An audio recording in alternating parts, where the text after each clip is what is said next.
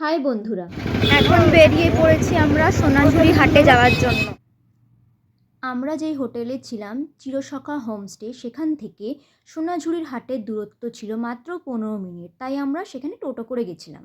শান্তিনিকেতনের সব জায়গার মধ্যে একটি বিশিষ্ট জায়গা হলো সোনাঝুরি হাট। বোলপুর আসলে এমন কেউ নেই যে এখানে আসে না। লালমাটির দেশে সাঁওতালি নাচ, মাদলের সঙ্গে বাউলের গান একদম মন ভরিয়ে দেয়।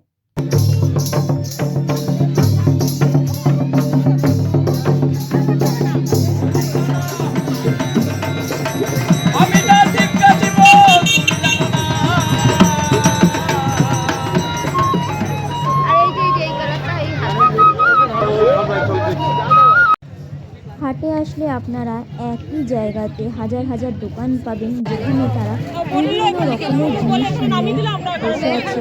তাছাড়া ওখানে পেয়ে যাবেন আপনারা অনেক রকমের হাতে বানানো ব্যাগ, হ্যান্ডমেড জুয়েলারি, রবীন্দ্রনাথ ঠাকুরের বিভিন্ন রকমের ফটো ফ্রেম, কাঁথা স্টিচের শাড়ি, সব আপনারা একই জায়গায় পেয়ে যাবেন।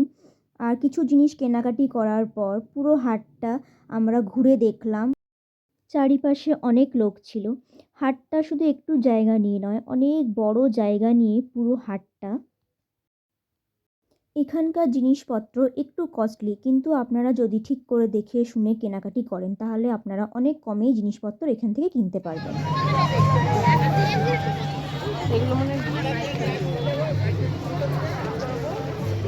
ভিডিওটা আজকে এখানেই শেষ করছি।